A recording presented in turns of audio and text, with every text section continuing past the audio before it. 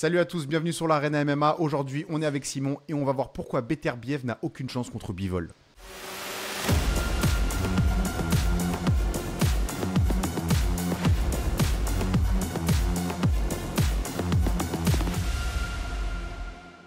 Alors, est-ce vrai ou pas? Est-ce que Beterbiev a une chance finalement, Simon, avant d'entrer en profondeur dans l'analyse technique et l'analyse économique de ce combat? Alors pour moi, c'est un combat où on est sur du... je vais te dire, avant le dernier combat de Beterbiev, j'étais sur un 60-40 pour Bivol. Après le dernier combat de Beterbiev, là je suis sur un 50-50, Ok. voire peut-être même un Beterbiev en favori, parce que on l'a vu face à un Anthony Yard fatigué, et là on l'a vu contre un Callum Smith, un combattant de 20 ans, qui a une performance unique. Ça va être un combat incroyable. Alors, avant de rentrer dans le détail de ce combat, vous l'avez compris, l'introduction, c'était pour vous garder éveillé jusqu'à là. On va parler déjà de l'aspect business et l'Arabie Saoudite qui continue de rafler le monde de la boxe. Bientôt, je sais pas, le pays va être renommé. Exactement. Donc, c'est selon toute vraisemblance, le combat est signé. Il aurait lieu en 2024, donc en Arabie Saoudite, mais c'est pas sûr que c'est signé. C'est ça, Simon? Alors, il a été dit que le combat a été signé, que le contrat a été signé. Maintenant, on n'a pas la date actuelle, la date n'a pas été divulguée, donc je pense que les négociations sont encore en train de se faire, qu'ils sont en train de terminer le contrat, mais on connaît un petit peu les promoteurs quand ils aiment mettre la pression. Donc on a vu à la fin du combat de Beterbiev, lorsqu'ils lui ont demandé est-ce que le combat est signé avec Bivol, il a dit pas encore, on va voir. De l'autre côté, Eddie Hearn, qui du coup est le promoteur de Dimitri Bivol, qui a dit le contrat est déjà signé, il était signé avant et le combat va se faire. Donc on sent qu'il y a une espèce de hype qui en fait pousse un petit peu les promoteurs à obliger les boxeurs à signer rapidement ce combat. Ouais. Je pense qu'il va se faire ce combat. Maintenant, peut-être qu'il va même pas se faire cette année si le contrat n'a pas été signé.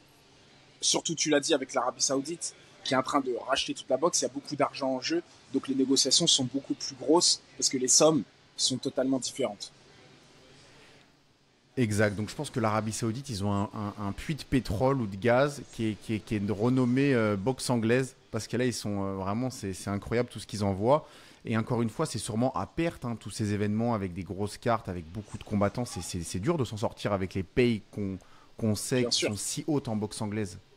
Totalement. Là, pour l'instant, ils sont totalement à perte. Mais en fait, ce qu'ils font, c'est en train de... ils rachètent en fait le business, entre guillemets. Ils prennent tous les boxeurs et ramènent tout le monde, donc tu fais de la perte, et puis après, à un moment, tu commences à avoir le monopole, et puis tout l'argent revient vers toi. Et c'est une chance, ils sont aussi en train de, je dirais, raviver la boxe. Mais Riyad saison, c'est quoi en fait? C'est parce que j'ai vu c'est également sous leur bannière qu'aura lieu l'événement champion du PFL contre champion du Bellator, donc il n'y a pas que la boxe qui sont en train d'essayer de racheter. J'ai l'impression que c'est un investissement marketing pour l'économie globale et le tourisme en Arabie Saoudite, tout ça. Totalement. C'est le prince qui est un grand fan de sport de combat. Okay. Et l'avantage, c'est que quand tu es multimilliardaire et que tu peux décider de ce qui se passe, bah, on l'a vu en fait lancer directement le sport en entier. Et parfait. Okay. J'ai mon Siri qui pensait que je parlais à lui en fait. Ok, d'accord. Ouais, moi aussi j'entendais les bruits derrière. Ouais, on va pas le couper, on va vous le laisser, c'est les joies du direct. Voilà. Siri veut faire le podcast. Je pense que la prochaine fois on va lui mettre un micro à Siri. Mais lui un micro qui parle un peu. On va voir ce qu'il nous raconte, Siri Zatru, il a des bons pronos. Ok, passons à l'analyse technique. Est-ce que tu peux nous expliquer un peu concrètement, c'est quoi les grandes différences entre Beterbiev et Bivol en termes de boxe? Les deux n'ont pas la même boxe. Pas du tout. Alors, on a deux boxes soviètes, mais deux boxes totalement différentes.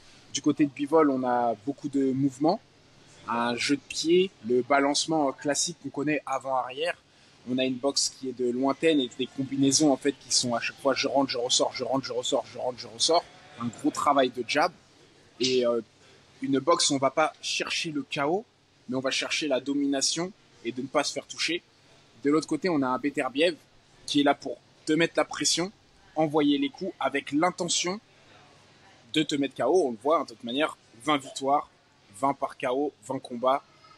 On ne peut pas faire plus efficace et plus terrifiant, on va dire. Mais c'est vraiment deux box qui vont du coup, ça va vraiment être un clash de style, à savoir est-ce que Bivol va être capable de tenir à distance un BTRBF. Parce qu'on le sait, si tu le laisses venir, étant donné qu'il a des marteaux à la place des mains, le combat va s'arrêter rapidement. On le voit à chaque fois dans ces combats, on n'a pas l'impression qu'il frappe fort et on les voit tous s'écrouler. Donc, il va vraiment, ça va vraiment être ce mélange de styles, à savoir est-ce que le jab et le mouvement des jambes de Bivol va être suffisant pour empêcher le cadrage de Beterbiev et l'empêcher de se faire bloquer dans les cordes. On a rarement vu un Bivol se faire bloquer, on l'a quand même vu de temps en temps face à Canelo devoir se couvrir, attendre les combinaisons. Maintenant, est-ce que Beterbiev pourra prendre un avantage beaucoup plus gros lorsqu'il le coincera dans les cordes que ce que Canelo a fait en essayant de chercher des coups larges et du coup qui était téléphoné et que Bivol a pu bloquer et repartir derrière. Donc le chemin, un petit peu les clés de la victoire pour Bivol, ça va être son déplacement, si je comprends bien, ne pas se faire cadrer et boxer en reculant ou pas forcément? En circulant? Ouais, en circulant. Ça serait plus en circulant parce que si tu te retrouves à boxer en reculant face à un Beterbiev, il te marche dessus et tu perds le combat. Donc tu es obligé de dominer, mais un peu comme un toréador. Tu tournes autour et tu domines en fait, tu domines la bête. C'est vraiment la clé de la victoire pour un Bivol. Après, c'est la boxe, on peut toujours voir les stratégies différentes, mais je le vois mal, pour avoir sparé avec lui plusieurs fois dans les camps, je le vois mal essayer de rentrer physiquement face à un Beterbiev, étant donné que c'est un petit light heavyweight Bivol. Il est pas gros, il pourrait même descendre en super middleweight facilement. Donc je le vois mal aller rentrer et de se dire je vais aller à la bataille directement avec un Beterbiev. Ok, et Beterbiev justement, lui, ses clés de victoire, ce serait d'aller chercher la bagarre justement? Exactement, c'est de le cadrer, c'est de le coller, c'est de mettre la pression, de l'épuiser mentalement et physiquement et à chaque fois prendre avantage lorsqu'il se retrouve dans les cordes, lorsqu'il se retrouve dans un coin. Mais ça va vraiment être le travail de Beterbiev, ce qui est un petit peu, ce qui est très impressionnant, je dirais plutôt, avec un Beterbiev, c'est que lorsqu'il te coince et qu'il envoie ses coups, c'est jamais des coups qui sont téléphonés, c'est jamais des coups larges et puissants. C'est des petits coups durs avec son poids de corps qui font extrêmement mal, mais du coup qui ne lui demandent pas énormément d'énergie. C'est ça qui fait que c'est très dur de le tenir à l'abri, parce que même si tu le fais boxer dans le vide, il s'épuise pas parce qu'il n'est pas en train de téléphoner ses coups et d'envoyer des trucs larges qui lui prennent de l'énergie. Et toi, ayant tourné avec Bivol, qu'est-ce que tu as pensé un peu de lui? Parle-nous un petit peu de ton expérience justement au contact de Bivol. C'est ça. Alors, la première chose avec Bivol, c'est que lorsque j'ai sparé avec lui dans les premiers camps et dans les derniers camps, la boxe était la même. Donc il a une boxe qui est très belle, c'est-à-dire l'avant-arrière, il y a une bonne vitesse, il y a un bon rythme, surtout pour le poids. Le problème, c'est que la boxe n'évolue pas. C'est le même style de boxe qui a marché au début et qui marche maintenant, mais qui continue à faire. Donc je pense que aussi avec un boxeur qui a toute l'expérience de Beterbiev, il peut facilement s'adapter à ce style de boxe et y trouver les solutions, car c'est toujours le même style et on peut le voir. Hein. C'est gauche-droite, sortie avec le crochet gauche. Gauche-droite, sortie avec le crochet gauche, je reviens avec une droite. Mais c'est toujours ce même mouvement. Par contre, ça fait mal.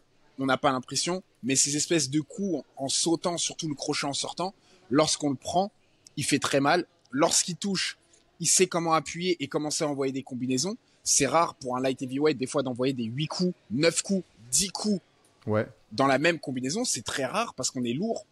Il arrive à le faire sans se fatiguer. Il garde un rythme. Il est toujours en forme physique. J'ai fait 3 camps avec lui. Je l'ai jamais vu hors shape, en début ou fin de camp. Donc, il y a une grande discipline de son côté. Est-ce qu'on peut dire que plus le combat va avancer et plus l'avantage sera pour Bivol ou pas forcément? Pas forcément, c'est ce qu'on pensait justement même avec un Callum Smith. On se disait l'âge de Beterbiev va jouer et sa boxe est une boxe qui le fatigue. Et on l'a vu, à la fin du combat, c'était lui qui avait l'air le plus frais lorsqu'il l'a mis KO. Donc, bien sûr, quand on voit les deux sur une carte, on se dit Bivol est dans une meilleure shape, il a ce rythme, etc. Mais derrière, on a un boxeur qui a aussi une discipline impeccable. Et je pense que ça serait une mauvaise idée de miser sur le fait que Beterbiev va se fatiguer. Parfait. Bon, là, c'est l'heure de ton pronostic.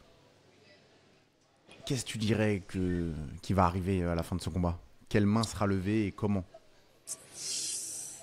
Celui-là, il est vraiment pas facile. Il est vraiment pas facile parce que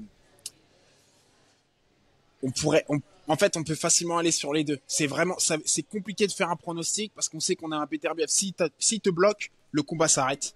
Parce que les blessures qu'ils vont te faire seront trop dures à revenir et il le saura. Il sait sentir le sang. Maintenant, on a un Bivol qui a beaucoup de mouvements et qui a une bonne expérience et qui sait maîtriser justement des gros gabarits, qui a boxé justement ce genre de boxeurs qui mettent la pression en étant petit et costaud. Mais j'aurais quand même un avantage sur un Beterbiev. Je le dis, j'aurais quand même, j'aurais quand même un avantage sur un Beterbiev. Parfait. Bon le combat, on vous fera des petits updates quand on en saura plus, quand il y aura la date, quand il y aura des face-off, on aura de quoi se nourrir et commenter tout ça. Merci Simon, merci à tous et à la prochaine. Merci à vous.